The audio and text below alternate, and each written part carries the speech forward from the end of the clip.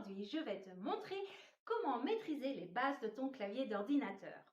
Tu te demandes peut-être comment faire une majuscule ou encore comment aller à la ligne quand tu veux écrire un mail.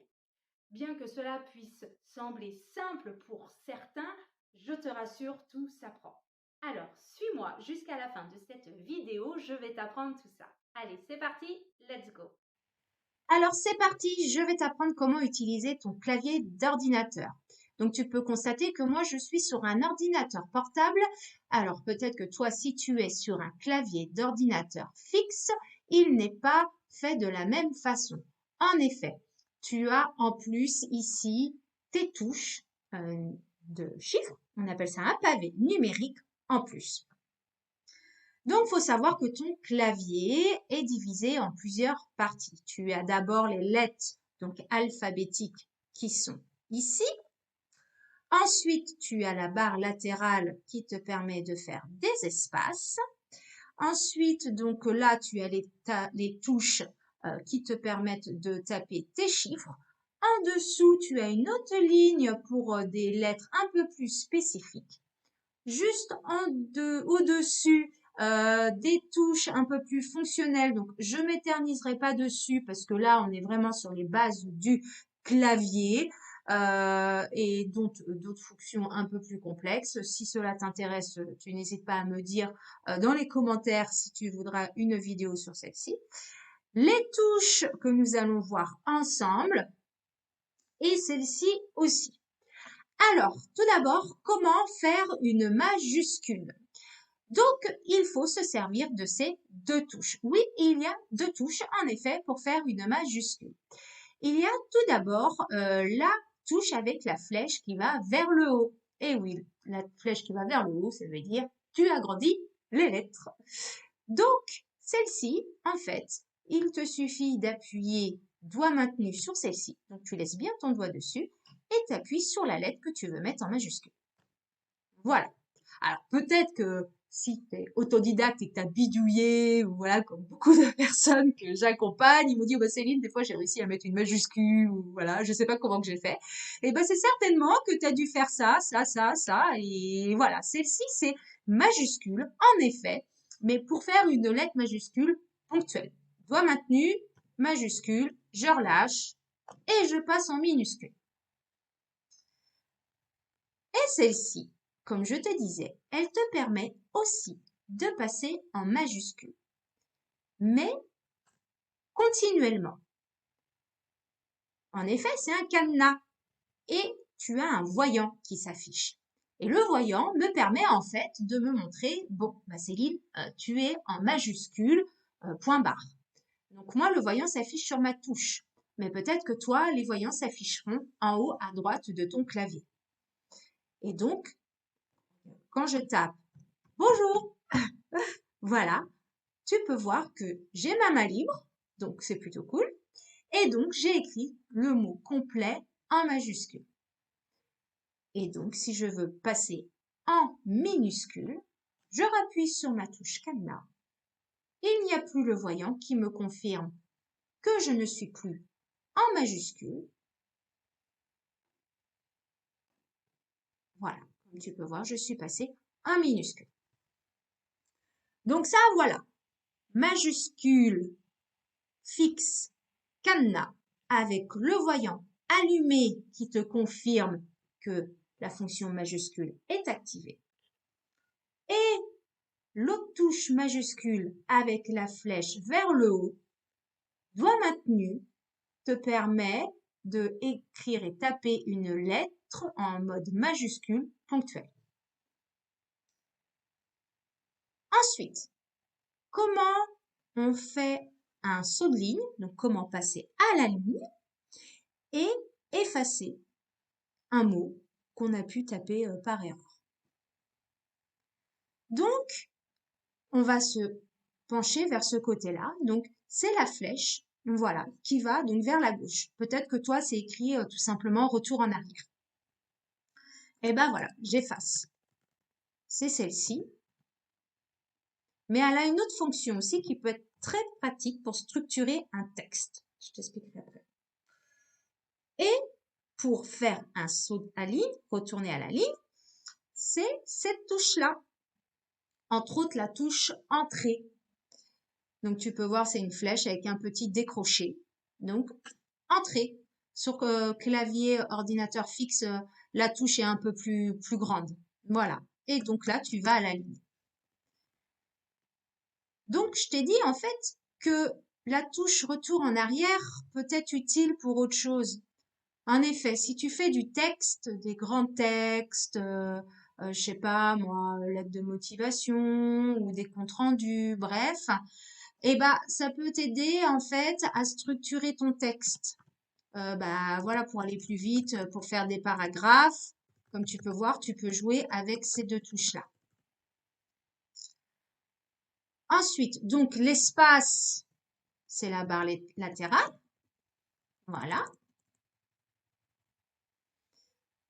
Donc tu peux voir, on appuie une fois, ça fait un espace. Et je retourne en arrière. Maintenant, je vais te montrer comment taper les chiffres qui se trouvent en haut de mes touches ici.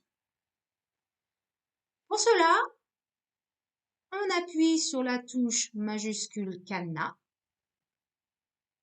Pour être sûr, le voyant s'allume. J'ai la main libre et je peux taper mes chiffres. Voilà. Je déverrouille ma touche majuscule et je peux retaper sur mon clavier. Alors maintenant, vous allez me dire, bon Céline, c'est bien beau, mais moi j'aimerais bien savoir comment taper le E avec un accent grave, les parenthèses. C'est souvent ce qu'on me demande. Eh ben en fait, tu as rien à faire. Ben oui, il te suffit juste de taper comme ça, puisque c'est la ligne d'en bas. Voilà. Alors, encore, comme je te disais tout à l'heure, peut-être que des fois tu les as fait afficher et puis tu as joué avec les touches comme ça, tu savais pas, t'as bidouillé. Et je trouve que c'est très bien de bidouiller d'ailleurs, parce que c'est comme ça qu'on se forme aussi.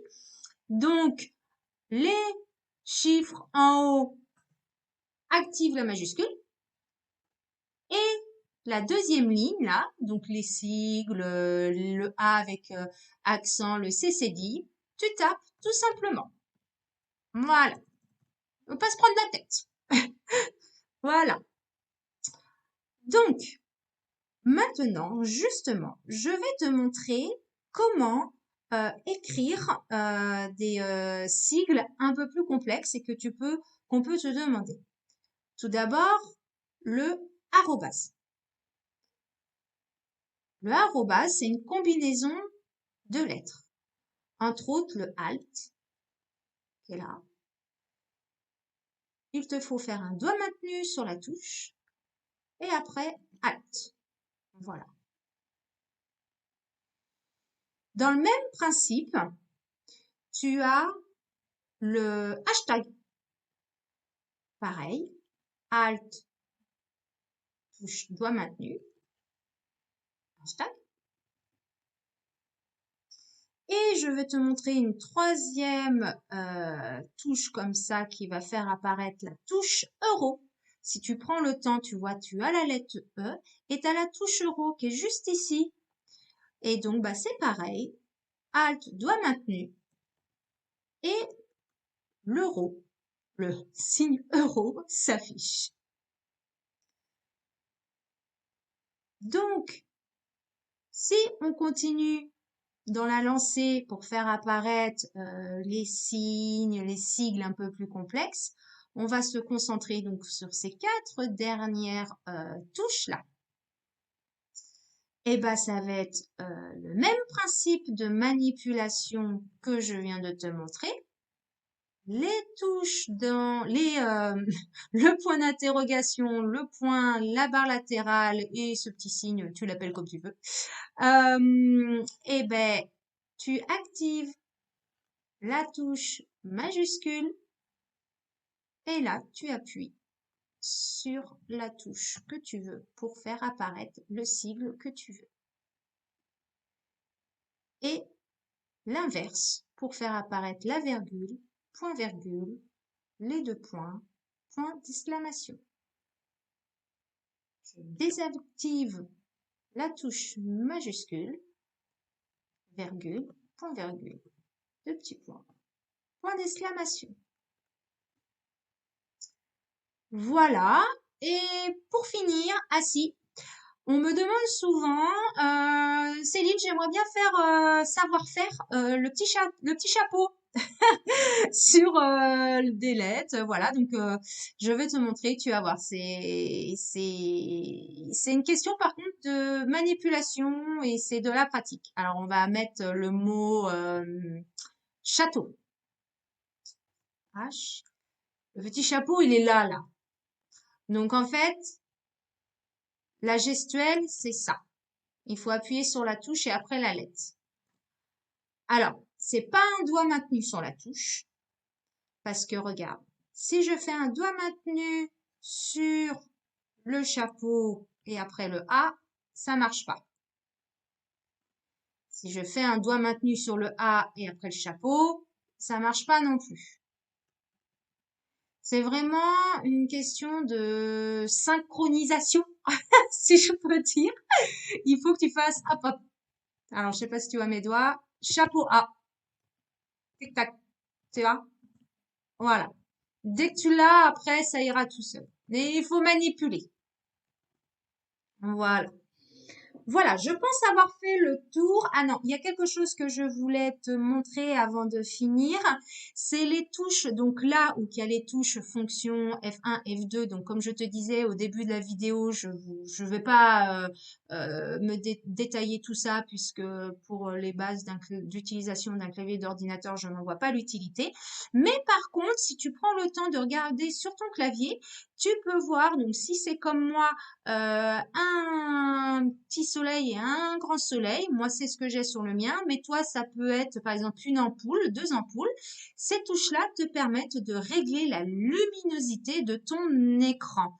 Donc, soit tu le diminues, soit tu l'augmentes. Je trouve que c'est important de le savoir parce qu'aujourd'hui, on est de plus en plus sur notre ordinateur et écran et il faut être vigilant quand même à nos yeux.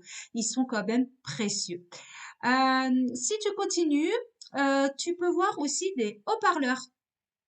Et entre autres, il y en a 3. Donc, le haut-parleur rayé, c'est que tu le mets en sourdine. Donc, il y a un petit voyant souvent qui s'affiche pour dire que là, tu n'as plus de son d'activer sur ton ordinateur. Le petit moins à côté veut dire que tu baisses le son de ton ordinateur et le plus veut dire le contraire que tu augmentes. C'est important du coup de savoir ça parce que des fois on me dit j'ai plus de son sur mon ordinateur, je ne comprends pas. Et c'est peut-être que sans le faire exprès, tu as peut-être appuyé sur cette touche-là. Voilà. Donc maintenant c'est bon, je pense t'avoir transmis les bases pour savoir utiliser ton clavier d'ordinateur. Si tu as trouvé cette vidéo utile et intéressante, je t'invite donc à cliquer sur la cloche et à t'abonner pour ne pas louper une autre de mes vidéos et pour soutenir ma chaîne. Voilà, je te dis à très vite. Ciao!